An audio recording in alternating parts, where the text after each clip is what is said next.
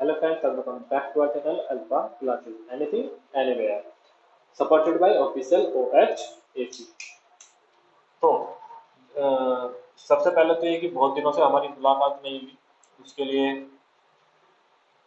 उसकी मैं वजह बाद में बताऊंगा। पहले क्लास स्टार्ट करते हैं जिसको जितना इम्पोर्टेंट हो, क्योंकि सबसे हमारा जो मेन होता है, सबसे पहले हमारा मेन होता है कि हम अपनी क्लास जो है वो पूरी करें, ठीक है ना।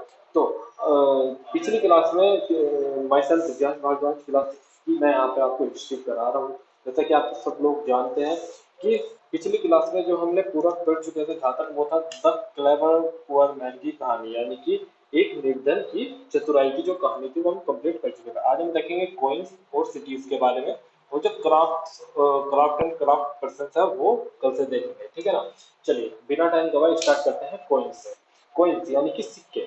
देखो सबसे पुराने आहत सिक्के अप्रोक्स 500 साल चले। देखो आहत सिक्के, सबसे पहले बात कर लेते हैं कि आहत सिक्के होते क्या है। आहत सिक्के बोलते किसे थे, यानी कि पंच मार्क कॉइन किसे बोलते हैं। देखो पंच मार्क कॉइन से ही आपको सब चीज पता लग रही है कि पंच मार्क कॉइन का मतलब है कि कोई धातु ली और जैसे कि स्टैंप नहीं होती, स्टैंप स्टैंप लगा दी उस पर, ठीक है ना।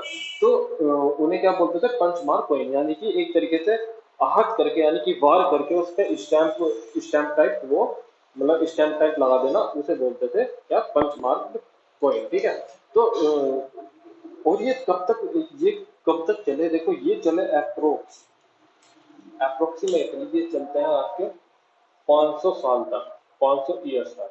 और अब मुझे इनका ईयर पूछा जाए कि भाई ये किस समय से किस मतलब कि किस टाइम से किस टाइम तक चले, तो इसका देखो एक सिंपल सी चीज बता दूं कि इनका माना जाता है कि स्टार्टिंग बहुत पहले हुई थी, लेकिन ये कब तक चले इस चीज का जो है वो कहते हैं कि जब कॉमन एरा स्टार्ट हुआ, यानी कि जब जीसस क्राइस्ट है, यानी कि जब हम बोलते हैं कि बिफोर क्रिस्ट खत्म होके एनो डोमिनी चला, तो यानी कि जो जीरो के अप्रोक्स यानी कि उसके आसपास चला, यानी कि कॉमन एरा जब स्टार्ट हुआ था, ठीक है ना। तो उसके आसपास से ये चलता रहा, ठीक है ना।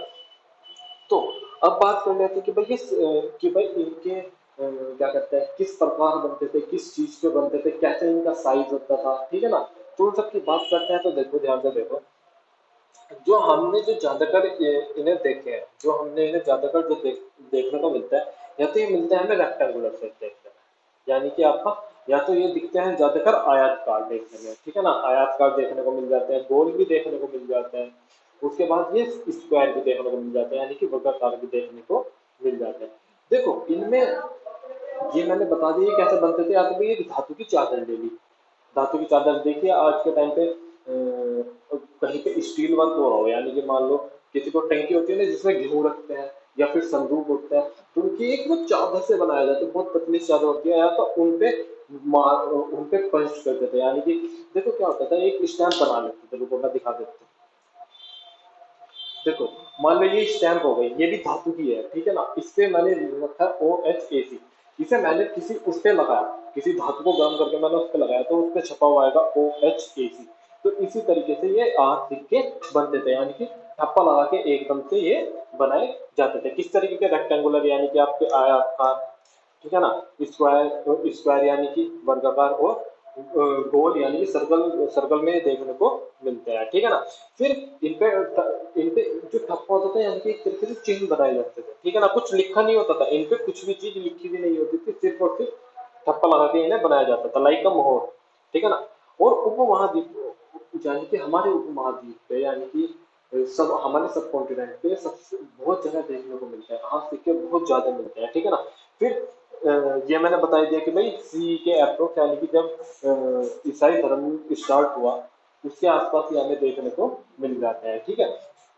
फिर देखो ये हम पता बात कब की कर रहे हैं, अगर ये पूछा जाएगी भाई बात कब की कर रहे हैं इस चैप्टर में, चैप्टर 8 में हम किस समय की बात कर रहे हैं, तो चैप्टर 8 में हम बात करते हैं अशोक, सम्राट अशोक के बाद की बात करते हैं यहाँ पे, ठीक है। ये हो गया आपका, कंप्लीट हो गया ये थोड़ा सा था, ये आपका जो आज सिक्के थे वो कंप्लीट हो गया। फिर एक देखना, संगम साहित्य की एक छोटी सी कविता दे रखी है आपकी एनसीईआरटी में, page number 85, NCERT page number 85, NCERT page number 85 पे एक छोटी सी कविता दे रखी है, ठीक है ना। उसे ध्यान से देखना, उसमें क्या दे रखा है, उसमें समुद्र के किनारे जो नमक होता था ना, जो समुद्र के किनारे जो नमक का उत्पादन था वो बहुत ज्यादा होता है, उसके बारे में यहाँ पे बताया गया है। तो अभी हम कॉइन्स के बारे में कंप्लीट कर चुके हैं, यानी कि कॉइन्स में सिर्फ यहाँ पे आपको एक ही चीज करनी है कि हाँ सिक्के के बोलते थे, यानी कि पंचमार्क कॉइन किसे बोलते हैं, वो आपने यहाँ पे अब ही कंप्लीट कर लिया है। अब हम बात करेंगे नगद अनेक गतिविधियों का केंद्र, सिटीज विद मैनी फंक्शंस, ठीक है ना। अब बात करते हैं इस वाले की। चलिए अब बात कर लेते हैं अपने अगले टॉपिक की, जो है आपका नगर यानी कि सिटी। नगर जब पूरी हेडिंग थी तो पूरी हेडिंग इसकी बैठी कुछ इस तरीके से, नगर अनेक गतिविधियों का केंद्र, cities with many function, cities with many function. देखो जहाँ पे हम नगरों के बारे में इस वजह से पढ़ रहे हैं क्योंकि कुछ नगर ऐसे होते थे, कुछ सिटीज ऐसी होती थी जो अपने आप में महत्वपूर्ण हो जाती थी। यानी कि भाई एक तरीके से या तो भाई वहां पे बहुत सालों तक राज चलो, जैसे दिल्ली। दिल्ली दिल्ली क्यों महत्वपूर्ण है? ये कहते थे कि दिल्ली पे जिसका कब्जा होता था वो पूरे हिंदुस्तान का क्या होता था, सम्राट या महाराजा बोला जाता था। यानी कि वो एक तरीके से पूरे आपके पूरे हिंदुस्तान का राजा बोला जाता था उन्हें, ठीक है ना। तो बहुत से नगर क्या हो जाता है महत्वपूर्ण, उनमें से एक नगर की अगर हम बात करें कि एक नगर कौन सा जो सबसे महत्वपूर्ण हुआ, वो था मथुरा। मथुरा किस समय की बात कर रहे हैं हम, मथुरा जो है वो 250 साल पहले, आज से 2500 साल पहले बहुत ज्यादा महत्वपूर्ण हो जाता था, ठीक है ना। क्यों हो जाता है ये भी बताएंगे। तो 2500 साल पहले से महत्वपूर्ण चला आ रहा है, यानी कि उस समय महत्वपूर्ण था ही नहीं, उस समय से चला हुआ आ रहा है, यानी कि उस समय से महत्वपूर्ण है और अब भी है, ठीक है। चलो फिर बात करते हैं भाई महत्वपूर्ण क्यों है मथुरा के बारे में। अब हम बात करते हैं मथुरा के बारे में कि भाई ये महत्वपूर्ण क्यों है। देखो सबसे पहले महत्वपूर्ण इस वजह से क्योंकि यहाँ का जो ट्रांसपोर्ट सिस्टम, ट्रांसपोर्ट की वजह से ये बहुत ज्यादा महत्वपूर्ण हो जाता है। ट्रांसपोर्ट या फिर कह लो बिजनेस, क्योंकि देखो बिजनेस के लिए सबसे ज्यादा जरूरी है ट्रांसपोर्ट। बिजनेस के लिए सबसे ज्यादा जरूरी क्या है, ट्रांसपोर्ट। देखो जब तक आप देखो बिजनेस कर रहे हो, आप ई कॉमर्स ले लो, आपने कोई सामान मंगाया, ठीक है ना, जब तक वो ट्रैवलिंग नहीं करेंगे तब तक आपका सामान ही नहीं आएगा, ठीक है ना। मान लो कोई आलू, आप आलू खा रहे हो, आप कोई भी सब्जी खा रहे हो, वो आप ये मत सोचना कि आपके शहर से आ रही है, नहीं वो दूसरे शहर से आ रही है, ठीक है ना। इसी तरीके से तो अब हम बात करते हैं भाई कौन कौन से रास्ते यहाँ पे महत्वपूर्ण थे। अगर जो बात करते हैं रोड्स की, कि भाई कौन कौन सी जो रोड्स थी वो यहाँ पे महत्वपूर्ण रखती है, तो देखो यहाँ पे दो रास्ते महत्वपूर्ण है। यहाँ पे दो रास्ते आपके महत्वपूर्ण है, दो रास्ते आपके महत्वपूर्ण है, दोनों का मैं बता देता हूँ। एक तो चलता है नॉर्थ वेस्ट से, एक तो चलता है नॉर्थ वेस्ट से, यानी कि आपका उत्तर पश्चिम साइड से लेके, उत्तर पश्चिम साइड से लेके कहाँ तक जाता था ये जाता था आपका ईस्ट तक, यानी कि पूरब तक, पूरब तक ये जाता था, ठीक है ना। एक रास्ता आपका आता है जो चलता था उत्तर से, यानी कि नॉर्थ से लेकर कहाँ जाता था, ये जाता था साउथ में, यानी कि दक्षिण में ये जाता था, ठीक है ना। ये दो रास्ते बहुत महत्वपूर्ण थे। सबसे पहले एक दो रोड सबसे महत्वपूर्ण थी यहाँ पे मथुरा में, ये एक तरीके से सेंटर था, ठीक है ना, जहाँ से ट्रांसपोर्ट अच्छा था, जहाँ से दो रास्ते अच्छे जाते थे। एक तो था आपका मतलब जो सिक्योर रास्ते होते हैं, एक तो था आपका जो नॉर्थ वेस्ट है, यानी कि उत्तर पश्चिम से लेके जो सीधा ईस्ट को जोड़ता था, यानी कि पूरब को जोड़ता था। दूसरा था नॉर्थ, यानी कि उत्तर से लेके आपका दक्षिण तक था, ठीक है ना, वो यहीं से ही निकल के जा रहे थे। फिर मथुरा में क्या देखी गई, मथुरा एक किलाबंदी, मथुरा में क्या थी, मथुरा में किलेबंदी थी, यानी कि मथुरा का जो शहर था वो पूरा का पूरा सिक्योर था, एक तरीके से बड़ी बड़ी दीवारों के बीच में घिरा हुआ था, ठीक है। दूसरी चीज अब हमें क्या देखने को मिल जाती है यहाँ, दूसरी चीज अब हमें देखने को मिलेगी यहाँ पे क्या, भाई किलेबंदी हो गई, ठीक है। किलेबंदी के बाद क्या देखने को मिलता है यहाँ पे, भाई सबको पता है मंदिर, मथुरा में मंदिर ही मंदिर, तो दूसरा इम्पोर्टेंट हो गया कि मंदिर की वजह से ये महत्वपूर्ण हो जाता है। फिर बेहतरीन मूर्तियां, बहुत अच्छी क्वालिटी की मूर्तियां यहाँ पे बनती थी, ठीक है ना, बहुत अच्छी क्वालिटी की यहाँ पे मूर्तियां बनती थी। फिर अप्रोक्स 2000 साल पहले ये क्या चल रहा है, यानी कि आज से 2500 साल पहले से ये इंपॉर्टेंट केंद्र बनता हुआ आ रहा है, लेकिन आज से कितने 2000 साल पहले ये क्या रहा, कुषाणों की राजधानी रहा, कुषाणों की कैपिटल रहा, कुषाणों की राजधानी भी ये रह चुका, ठीक है ना। मथुरा के देखो, मथुरा के भाई मथुरा के क्या हुआ, मथुरा में बहुत सी जगह आपकी बहुत जगह मूर्तियां, बहुत जगह अभिलेख मिले हैं जो बहुत अच्छी क्वालिटी के हैं, ठीक है ना।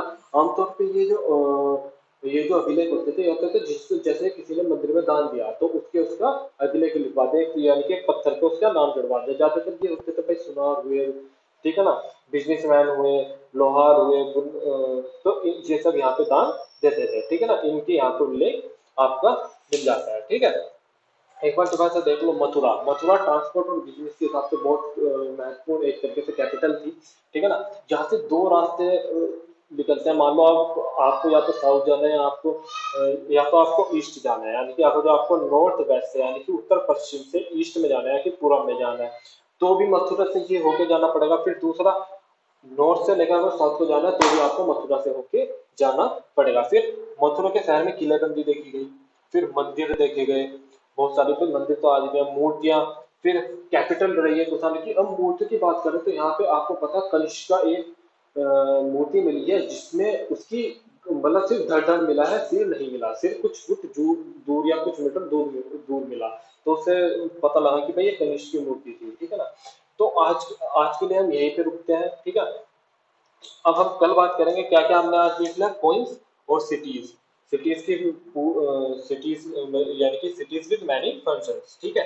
कल हम देखेंगे क्राफ्ट और क्राफ्ट पर्सन और उससे आगे, ठीक है। आज के लिए इतना ही। अब मैं वजह बता देता हूँ कि भाई जो इतने दिनों से क्या था, कि इतने दिनों से क्लास क्यों नहीं चल रही। देखो इतने दिनों से क्लास इतने दिनों से क्यों नहीं चल रही थी, क्योंकि एक तो आज आप देख रहे होंगे कि थोड़ा चेंज आया है, ठीक है ना, थोड़ा चेंज आया है। देखो जो बोर्ड भी है वो भी नई जगह लगा हुआ है।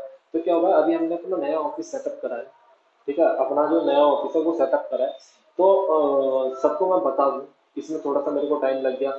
शॉप देगी, शॉप में सफाई वगैरह हुई, उसके बाद सामान ला के यहाँ पे रखे गए, तो उसमें थोड़ा सा टाइम लग गया। तो सबसे महत्वपूर्ण मैं आपको बात बता, सबसे इम्पोर्टेंट मैं आपकी बात बता दूं कि हमारी ऑफलाइन और ऑनलाइन दोनों ही क्लासेस ऑन हो चुकी हैं। देखो मैं यहाँ पे पूरी जानकारी नहीं दे सकता कि भाई ऑफलाइन है तो किस तरीके से है, ऑनलाइन है तो किस तरीके से है। बस मैं आपको इतना बता देता हूँ, देखो एक सर्टिफिकेट आपके सामने शो हो रहा होगा, ठीक है। तो ये कोई भी ये मत सोच रहे कि फेक है, इंडियन गवर्नमेंट से ऑथोराइज्ड है, ठीक है ना। ऑथोराइज्ड नहीं कह सकते, यानी कि इंडियन गवर्नमेंट में मैंने इसे रजिस्टर करा रखा है, क्योंकि हमारा एक छोटा सा अभी स्मॉल ग्रुप अभी इतने ह्यूज लेवल पे नहीं पहुंचा। जब ह्यूज लेवल पे पहुंच जाएगा तो जीएसटी नंबर भी ले लेंगे, ठीक है ना। तो अभी छोटा सा ग्रुप है, तो अभी छोटे से ग्रुप की वजह से आप अभी मैं क्या कर रहा हूँ कि हम ऑफलाइन और ऑनलाइन दोनों ही क्लासेस दे रहे हैं। अगर आपको ज़्यादा जानकारी चाहिए तो आप हमारे व्हाट्सएप पे हमारे से कनेक्ट हो सकते हैं। आप अपना नंबर हमें दे दीजिए, हमारे मेल पे अपना नंबर दे दीजिए, तो हम आपको अपने आप ऑटोमेटिकली हम आपको कांटेक्ट कर लेंगे, ठीक है ना।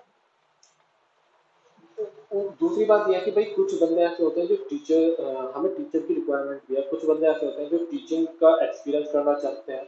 या भाई देखो हमारा जो मेन था ना, हमने कभी ये नहीं सोचा था कि भाई हम इस चीज़ को पैशन बनाएंगे, लेकिन अभी आराम आराम से बना रहे हैं। कि मैंने अपने इंस्टीट्यूट में आसपास देखता हूँ कि भाई बहुत से बच्चों को पढ़ने की चाह होती है, लेकिन उन पे पैसे नहीं होते, वे बेचारे स्कूल अफोर्ड कर पाते हैं तो ट्यूशन नहीं कर पाते। क्यों? वे स्कूल नहीं जा पाते, तो वे सोचते हैं कि यार एक तो घंटा हम कहीं ट्यूशन ले लें, लेकिन उसके लिए उन पे पैसे नहीं है। तो इसी वजह से हम यहाँ पे सेटअप कर रहे हैं। तो अभी हमारा क्या है कि भाई कोई इकोनॉमिकली हाई बंदा आता है, वो उससे 250-300 रुपये फीस के ले रहे हैं, तो वो हम उनकी पढ़ाई में दे सके। जो बच्चे पढ़ना चाहते हैं, कोई कोई ऐसा होता है जो बेचारा फीस भी अफोर्ड नहीं कर पाता, तो हम उनके इकट्ठे करके पैसे उन्हें अफोर्ड करा सकें, ठीक है। तो जो भी ऐसे बंदे हैं जो अपनी नॉलेज को मतलब बढ़ाना चाहते हैं, भाई एक तरीके से यहाँ पे पढ़ाते हुए रिवीजन भी हो जाता है, तो आप हमें कांटेक्ट कर सकते हैं। लेकिन देखिए अभी अभी के टाइम पे जब आगे अगर जो पहुंचा तो हम आपको फीस भी देंगे, मतलब सॉरी सैलरी भी देंगे, ठीक है। लेकिन अभी जब तक सेटअप नहीं होता तब तक सैलरी नहीं मिलेगी। मान लो मैं अकेला भी ट्यूशन पढ़ाऊंगा ना, तो मान लो मेरे को 500 रुपये आए, तो वो मैं आप सबको भले एक एक रुपया बांट रहा हूँ, लेकिन दिया जाएगा, यानी कि बराबर हिस्सा आपको दिया जाएगा। इंस्टीट्यूट के नाम का अलग निकाला जाएगा, उन बच्चों के नाम का अलग, और फिर जो बचेगा वो आप सब में हम सब में बढ़ जाएगा, ठीक है ना। तो आज के लिए इतना ही।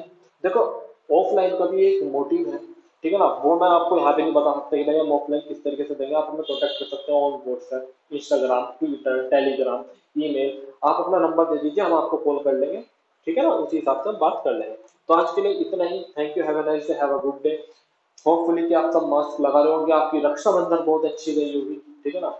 ऐसे ही लॉकडाउन वाली आप जन्माष्टमी बहुत अच्छे से मनाए। Thank you, have a nice day, have a good day.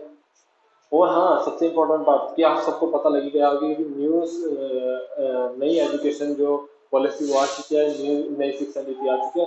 अभी अप्लाई होने में थोड़ा टाइम लगेगा, ये मत सोचना कि कल आई और आज अप्लाई हो गई, तो अप्लाई होने में थोड़ा टाइम लगेगा, तो थोड़ा सब्र रखें।